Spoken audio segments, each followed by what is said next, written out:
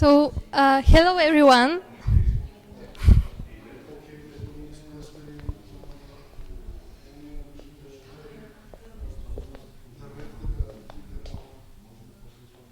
We can now start with our presentation of the Datathon 2019 cases and also presentation of one of the best teams of the Global Datathon 2018.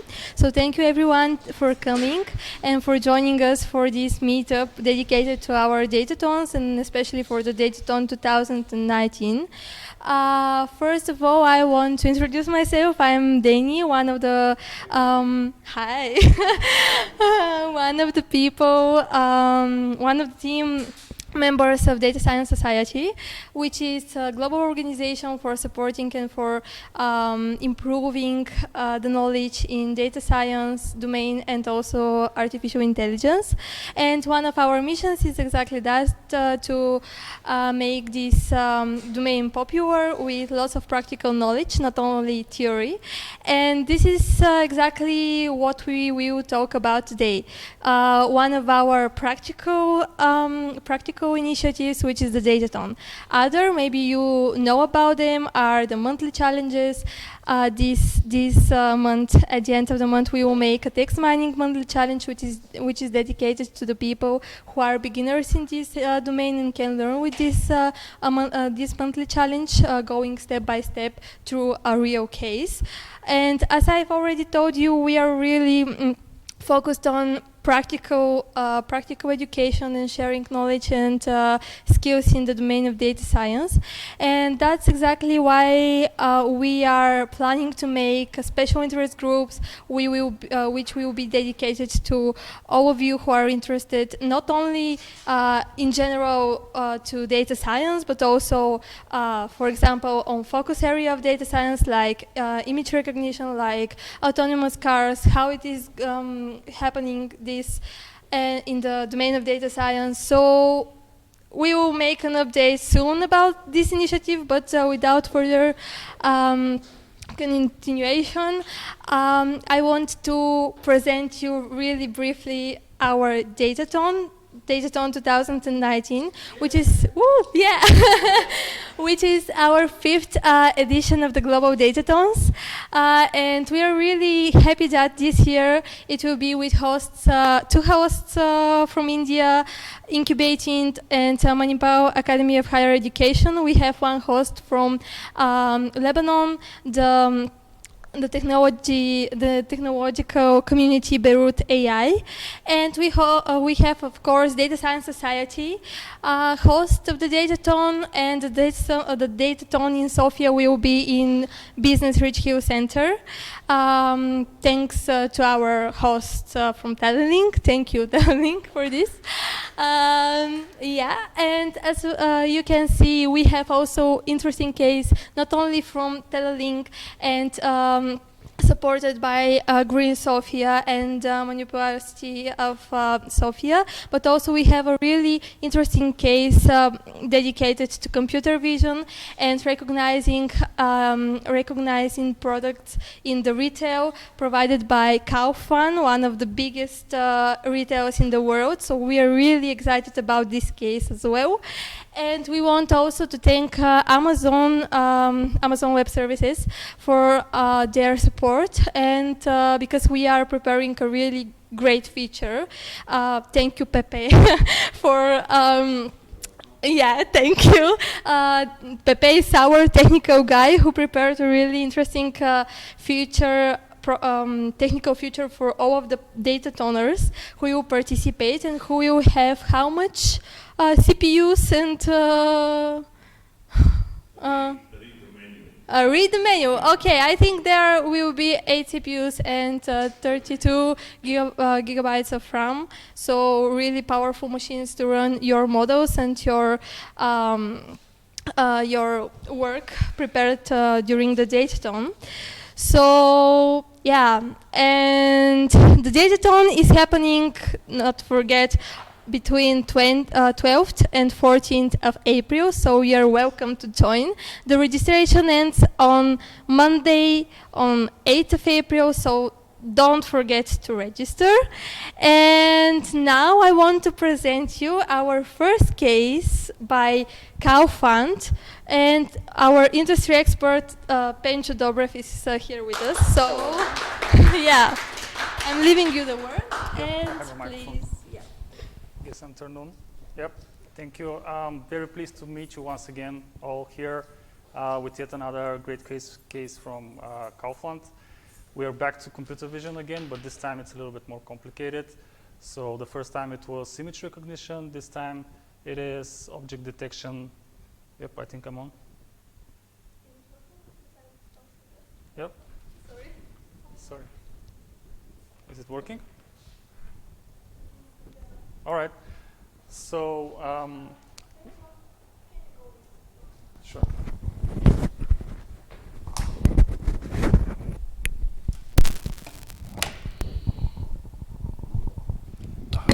Is it on? Yep, I guess so. So this time it's object detection, and your goal is to solve the most irritating problem of every customer in our stores. I guess all of you have visited Kaufland. I don't have any doubt about that. I don't know about the colleagues from the other countries, because I heard that there are some countries in which we don't have stores yet. But I'm talking about detecting a missing article. So how do we change the slides, Danny?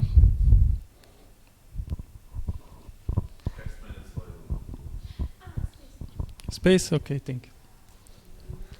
Yep. All right, so we have prepared a data set which we split in 3 major parts. So, and since there are many paths to go with this case, we stayed away from calling it train, test, evaluate. So back, yep. Thank you. And instead we named the known as training usually data set, we named it ground truth. It's consisted of approximately 150 images with high resolution, and each one of the objects in these images is annotated by bounding box annotation, which is stored in XML files. There are approximately 50 items, Kaufland items, in the data set, and there's a label for each of them. So this thing here we call Kaufland label, so to distinguish from the label that we usually use as data scientists for an object in the image.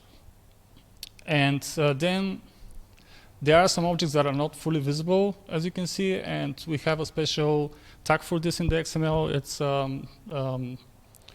we named it difficult. So if you see an object that has a difficult tag, it means basically that the object is not fully visible, and you cannot count on this particular annotation to train your model. Yep, to distinguish between item and label, we used label tag in the name. So the other data set that is usually referred as testing, we called working data set. And in this working data set, you have cases in where there's a label but no article above it. And this is basically what you need to find in the first task that we are providing. And we also decided to go with a second level of difficulty in this case. And it is to detect where which article has a wrong label. So as you can see here, these are 2 promotional articles which are marked with _W in the end, and it means that this article here, this item here, has a wrong label.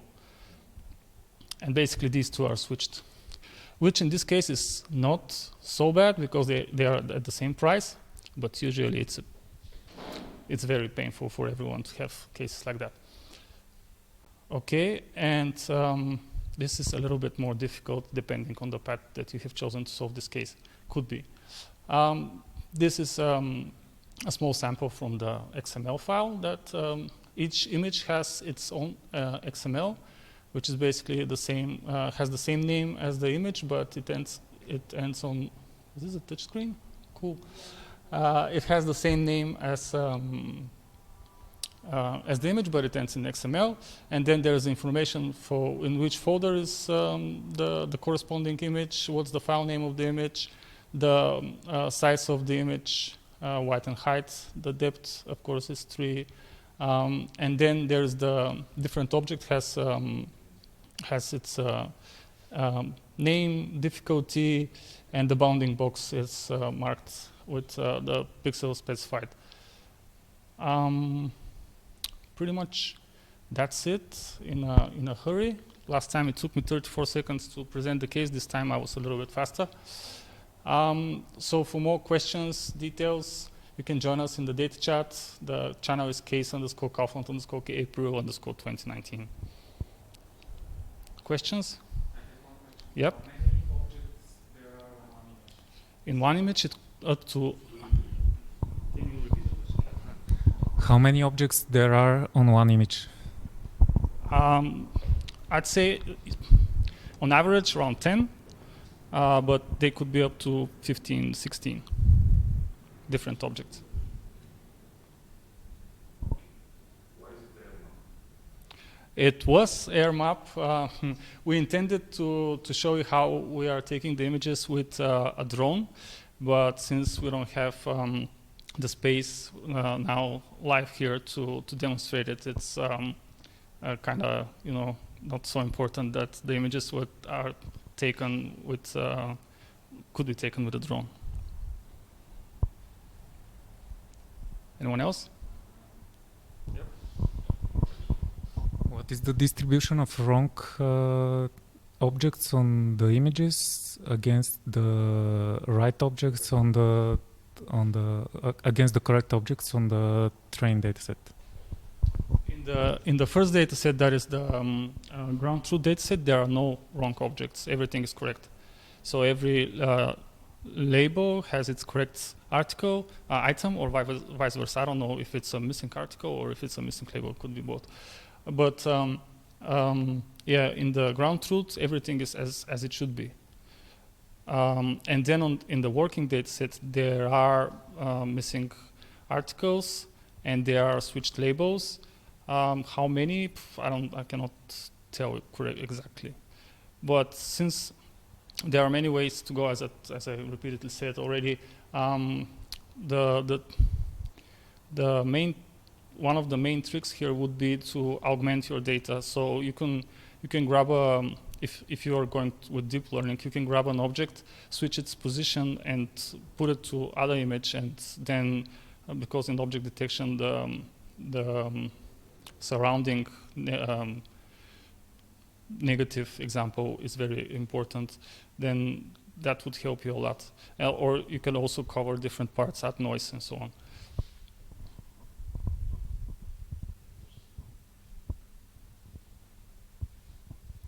Questions in the chat? No? Nothing. Okay, thank you.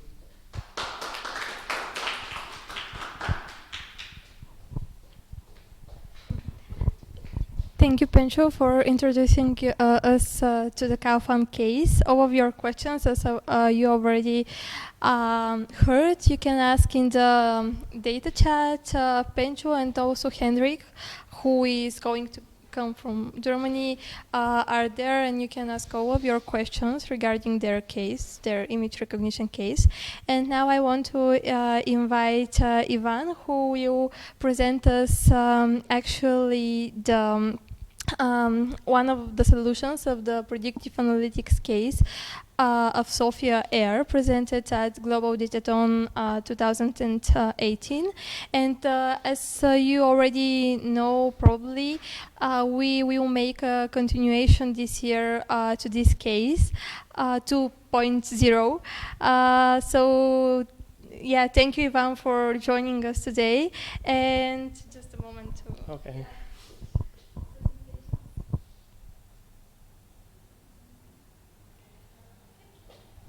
So hello everyone, my name is Ivan, and on the last Global Datathon We worked with four more people on team meetups on the case provided by Telelink, and it was about the air pollution in Sofia. We were provided with 4 different data sets. The first one, AirTube, was there was data for particulate matter 10 and 2.5, which is basically the measurement for air pollution. And it was for the whole Bulgaria, and these were personal stations from people. The official data was from EEA, and we had 6 stations only with data for PM10. Also, we had meteo data for Sofia and topological data. We started first with business understanding of the problem. So, as we know, air pollution is one of the major problems in nowadays, and it has both short-term and long-term effects on health. In Sofia, unfortunately, especially during the winter, air is polluted, and for example, the record was 6 times over the limit, and it is believed that the main causes of that is the geographical location of Sofia, because it's in a valley, and also the solid fuel for heating, which some people use, and of course the traffic from the vehicles. And we assume that we had we separated 2 goals. First one, to predict the actual measurement of PM10 for the next 24 hours in Sofia, and another approach could be to predict if it will be over 50 micrograms per cubic meter, which was the EU quality limit. So you can do regression, problem solving, or classification. And then, of course, we had to understand what data we had. First, the official EEA data. We had data for its type of 6 stations, and it was from 2013 to 2018. Of course, there were missing data, and we filled this with linear interpolation. And one tricky point was that the first 3 years we had measurements only one measurement per day. And then we had multiple measurements per day, and we had to aggregate these. So we decided to do a simple mean and end up with 1 measurement per day. And this is, here you can see some graphs for 1 station. AirTube data was, as I said, for the whole Bulgarian. We had to filter this, and only for Sofia. Here you can see in how it evolved during, I think it was July. And the red was high, but not above the limit. Here it's over the threshold. The meteo data was from the Sofia airport, and it's from 2012 to 2018. And the topo data was to get ourselves where is Sofia with the coordinates of latitude, longitude, and elevation. And there was, of course, no time component there. We had to prepare the data. How the data selection was the important part, because we had to filter the data for only Sofia. We were provided with geo hashes of the locations, and we had to decode these to actual coordinates. And there are some standard libraries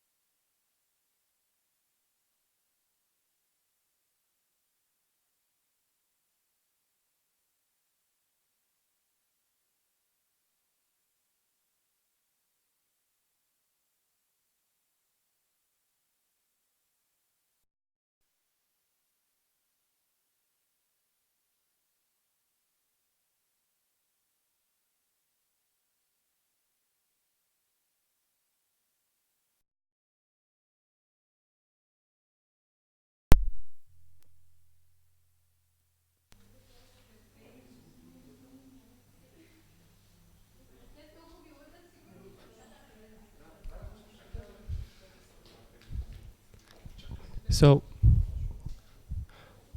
I can talk. Okay. This is the risk of live streaming.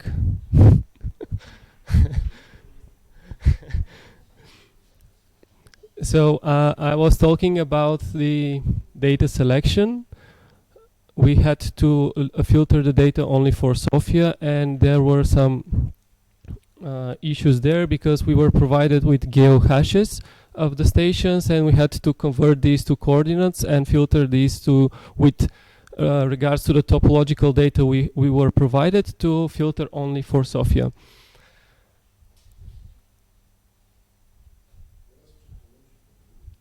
So, for example, the coordinates of points that are here in Sofia, like longitude, latitude, and an elevation, yes.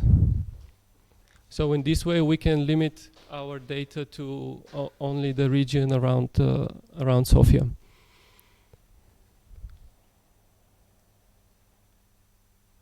And how we do that? We drove an imaginary circle from the center of Sofia to German village, and all coordinates that were in this circle, we assume that this is Sofia.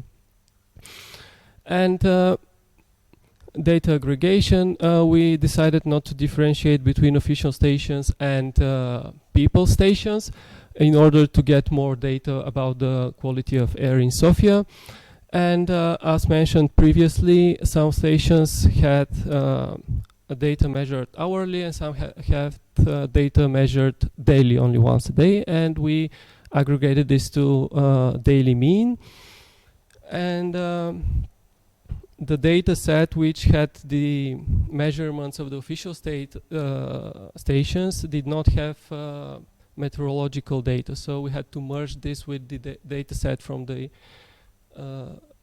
Sofia airport station. We did some feature engineering, mainly working with dates, because we assumed that on weekdays and weekends people will travel more or less, and this will have effect on the weather. Also, is it a holiday or long weekend? And we defined long weekend with non-working days around the weekends. And also, of course, the data was not really beautiful, and we had to validate it for the people's stations, because there were some measurements like 300 degrees of temperature and etc. So how we did that? First, we compute the distance from the each person station to the official stations. Then filter only the stations which had distance in the first quartile to the nearest official station, and select of course the nearest station. And if we had data which is 3 times bigger than the official, we assume that this is wrong, and we took the data from the official station. And if it's less, we assume this is okay, and we use the people's data. And the modeling part, the main challenge was that we had 2 dimensions. First, the time component, and then the geographical locations. And we focused on time. And for baseline model, we used the simple ARIMA model, random walk, to compare our results with that. And then we continued with ensemble approach. We did model for each station. I guess that was about 650 models. And then we did three models, aggregated the results from that, and we ended with prediction for the city of Sofia. And the evaluation metric we used were mean absolute error, mean absolute percentage error, mean absolute scaled error, and root mean squared error. And this was, in short, how we solved our case last time, and I'm really looking forward to see how people will do on the second part. Thank you.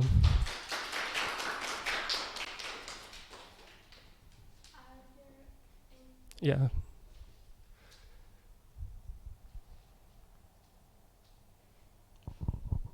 Yes. Why didn't you use relevant data, like the personal sensors with unusual sensitivity?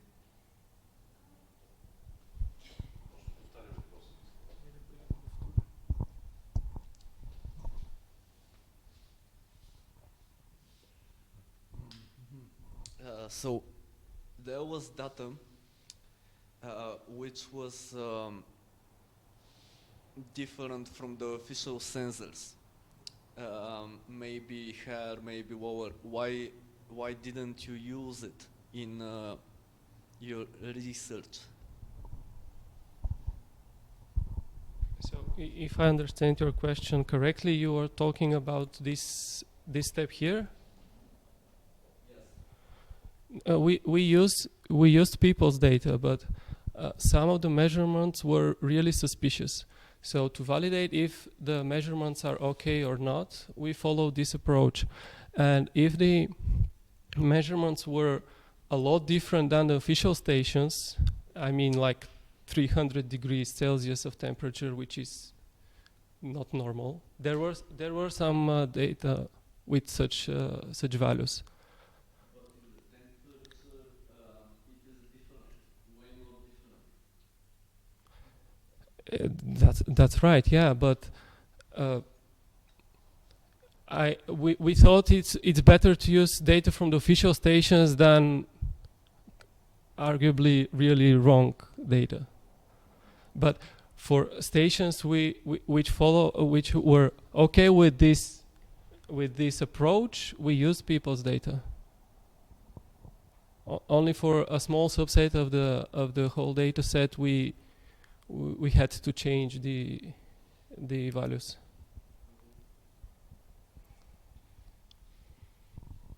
Any other?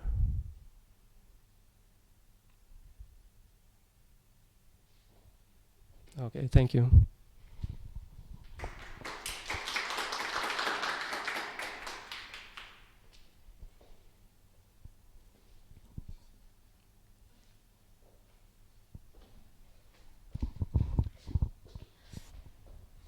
Okay. Thank you, Ivan, for the presentation. There were questions. Maybe there will be more in the data chat after the presentation and after we publish the video from this meetup, which is available for everyone. And now I want to invite here Katya from Telelink and also Angel Marchev, who are some of the industry experts of the Sofia Air 2.0 case about predicting what is affecting actually the air pollution. So yeah, thank you. So thank you, Danny. So I'm Katya from Telelink. Hi. And this is? And I'm Angel from Data Science Society. Yay! Great. Hello. So today we're going to present the second part of the air case. So thank you very much for the solution and for the work on the first one. It has been a great challenge also in the Datathon and the monthly challenge, and Sofia Air topic is actually, it's quite a vibe, it's quite a topic. This is a snapshot of the European Air Quality Index. So basically this is a focus on Bulgaria. And what's interesting about the air case is that everybody has an opinion. We have the personal stations, we have the official statement. There is a lot of specifics behind the data. There is a lot of specifics behind the case. This is why the topic is quite vast. So the first part of the topic was concentrating on prediction of the particular matter 10 for a 24-hour period. And now we've decided to cover the second part, probably 2 out of 3. And because it's a complex one, we have a team of experts that are going to cover each of the data sets that we are providing and that are going to guide the teams that are going to be working on those on the case. So we are working together with Denkstadt on the meteorological data and the industry pollution. We are working with Sofia municipality around the official statements and really official statements, the official stations, and really what's the case, what's the interest, so justifying the case in front of them. And then we have the Bulgarian Academy of Science, Vision for Sofia and Green Sofia, and of course Telelink and Data Science Society. So all of us will be there to provide guidance on the case. And what's important about the case, this is the localization kind of a case, because we are going to talk about constructions, we are going to talk about heating, we are going to talk about very different data types, which Angel will describe now. Yes, thank you. And actually, I would like to reiterate one thing that is easily forgotten. And when we started the first Sofia Air case back in June last year, we decided to go for the whole task that now includes Air Sofia case number 2 and possibly 3 even back then. But we decided that we need to cut this because otherwise it's too complex of a case. So basically what we are showing today was in plan even like almost a year ago. So now what we did, why we decided we start with the prediction, because we see this as something useful for every citizen. You can have some sort of a tool, you can popularize this tool and see, everyone could see for themselves how polluted it would be in your local area or whatever. But the second part is really second part of the case, this the one that we're going to solve, hopefully, is really about public policies. So now that we have this hopefully solved, then this would be useful information for the Sofia municipality of what sort of, and for Green Sofia and for Vision of Sofia and all those NPOs, NGOs that are interested in the development of Sofia, and of course we should say Sofia Development Association as well here. So they need to have the information to make public policies. Where should be done what? It's not only in general, but where should be done what? So here what we have, first of all, we have included the local meteorology data. Of course, this is the most important. Yeah, switch this one. This is the most important data because of this simple fact. Sofia is in a valley. We already mentioned this once. This is a real picture of Sofia, and it is really warm, inversion, cold, and basically we have we call this smog, but actually it works like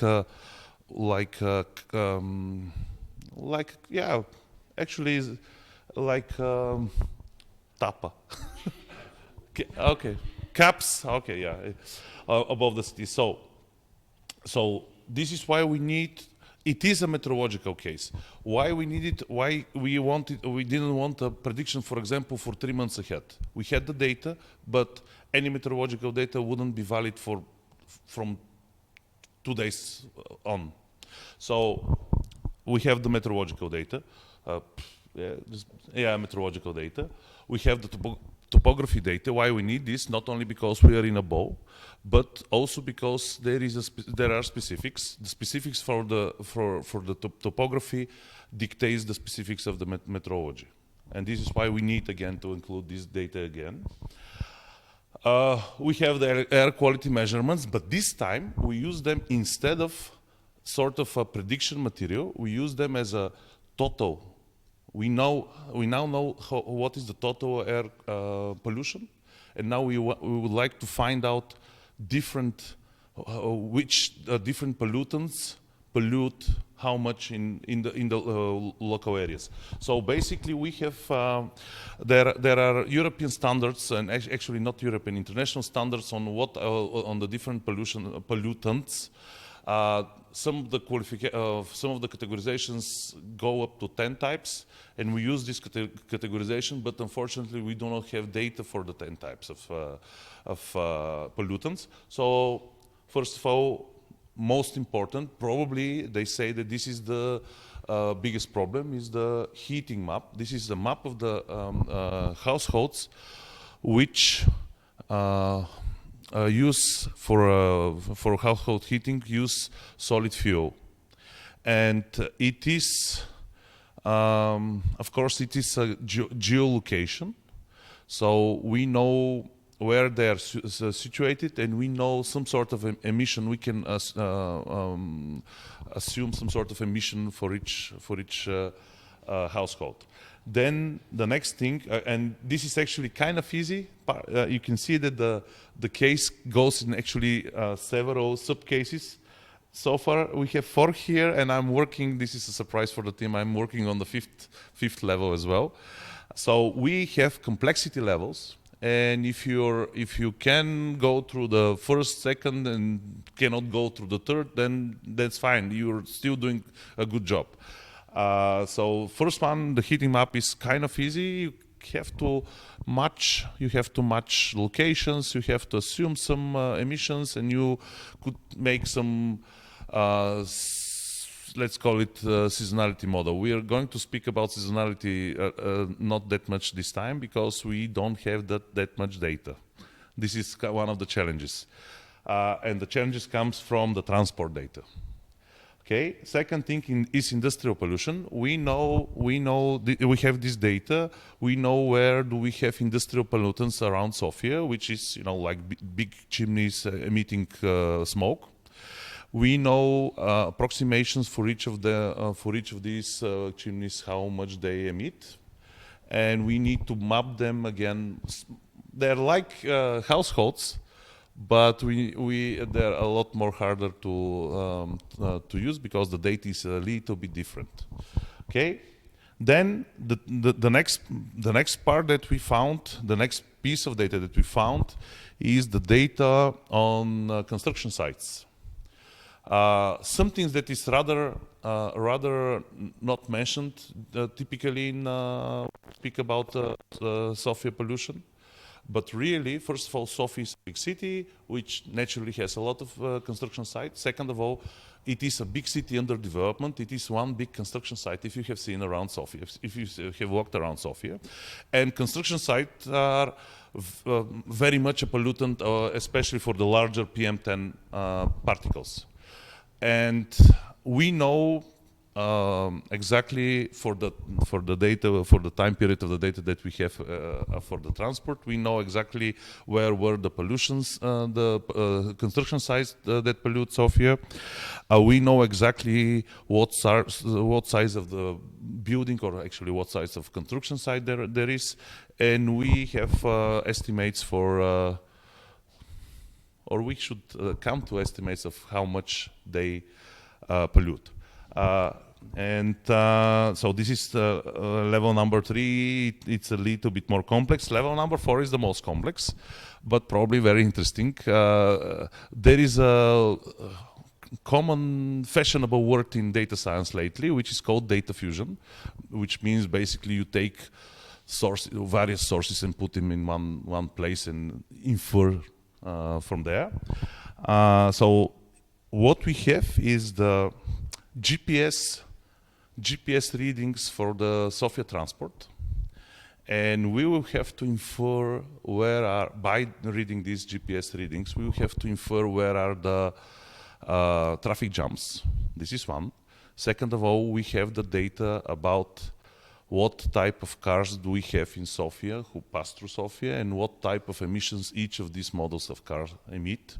So then we will have to combine all these and find out at which traffic jams what is the approximate, or well, this is our approximation of the pollution coming from the cars. And the one that we might, it's not here, by complexity it's probably around here, so it's not that hard. But if we are going to do it, it depends on several. We have the data, but it depends on several factors. If we read it out correctly and so on, we could start implement the case of external pollution coming from transborder pollution. We have readings from the LiDAR in Sofia, which LiDAR actually reads the higher parts of the atmosphere, and we have the readings, but if it's in the higher parts of the atmosphere, this probably means that it has been brought by the winds, the high winds, not local, and everything that's there should be transborder pollution. By the way, estimates of the World Organization, it's 30 to 50% of the pollution comes from transborder pollution. So this is why I really insist, and as of this moment, to input it in the model, because it should explain a lot, a big part of the pollutions. So this is what we have. We cannot generalize one and the same measurement for all of these cases. So we will have to go with different evaluation metrics for the different types, and this will be written in the case. Okay, and basically the goal. First of all, it is an advanced approach. It is going to be very advanced because you have to deal with all sorts of various data. We will have to look into dependencies, and we at the end would like to figure out which are the important factors where in Sofia. And if we know this, then we can present this to the mayor of Sofia, and she would say, okay, now this means that such and such policies, or hopefully this would mean such thing. Okay, do we have? Okay, thank you. Well, any questions? Go ahead. Thank you for the presentation. Have you checked about if Google has open source? Yeah. I'm going to give this answer to Katya, or if you want, I can answer. Yeah, okay. She talked to them, that's why.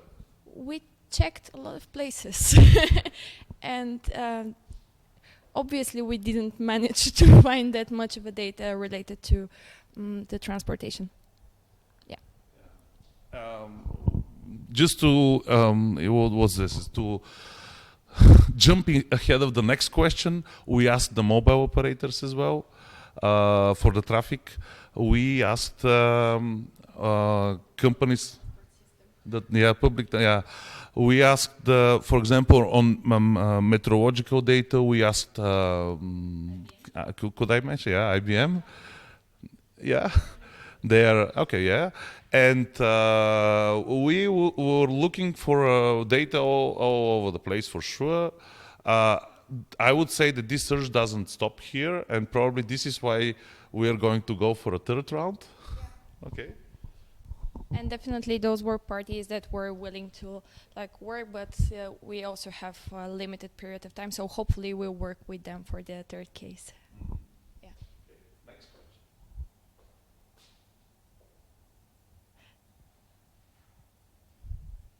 Thank you very much. Thank you.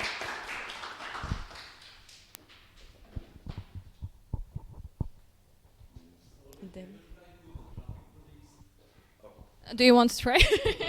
Oh yes, actually we have tried with the traffic police. We know, for example, how many and what type of vehicles have been registered in Sofia, which is fine.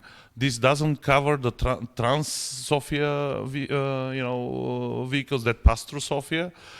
There is a system that counts them, but the downside of this system is that the system only counts the vehicle on entry, not on exit. This is how the system is done, which of course is lousy because we do not know if somebody's car is coming in Sofia, whether went out from Sofia or it stayed in Sofia. We don't know this. So this is the reason why we had to scratch this idea. But we have ideas and several data sets that we are not including here because we cannot include them. Okay, any other questions? Finally. Okay, 3, 2, 1, go baby. Thank you.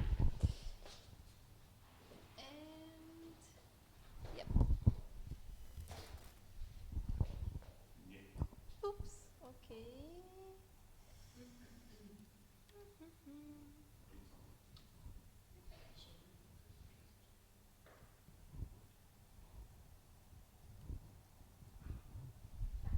Okay. So thank you again for joining us today.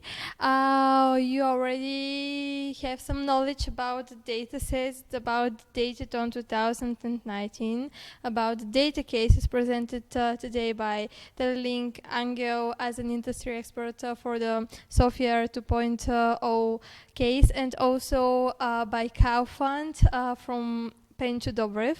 So thank you very much. You've already seen one of the solutions, so there is nothing scary at participating in a Datathon. Everybody is welcome to join because this is an experience where you learn and when you also advance in your data science expertise by the help of other experts. So you're welcome to participate between 12th and 14th of April. And don't forget that the official closing of the Datathon will be again in Bulgaria, in Sofia WAP, and thank you to our partners from Sofia WAP. And here the best solutions out of the Datathon 2019 will be presented. So you're welcome again to come to see on 16th of April at 6:30 p.m. local Bulgarian time. And also with this meetup, we are finishing our data science 210, not 210, but 101 week, which was an introduction to data science domain. And we want to thank all of the students, all of the participants who joined our seminars this week. We had a seminar about data environments presented in the University of National and World Economy by Angel Marchev. We had an interesting workshop and demonstration by Buriana Bogdanova in the Sofia University about the air environment. Also, we had a really great and really comprehensive workshop for Python introduction with Jupyter Notebook by Petr Nikov, one of our team members. And we want to thank them for presenting this to all of our members, because having a knowledge in data science is not that scary, but you have to go through the first steps, and we will share all of these presentations, rather with video or the slides, with you to not be scared to participate at the Datathon, but to get to know to the Jupyter environment, to the properties that RStudio and Python have, and participate in the Datathon because it's interesting, it's fun, and it will help you to advance in your data science path. And thank you.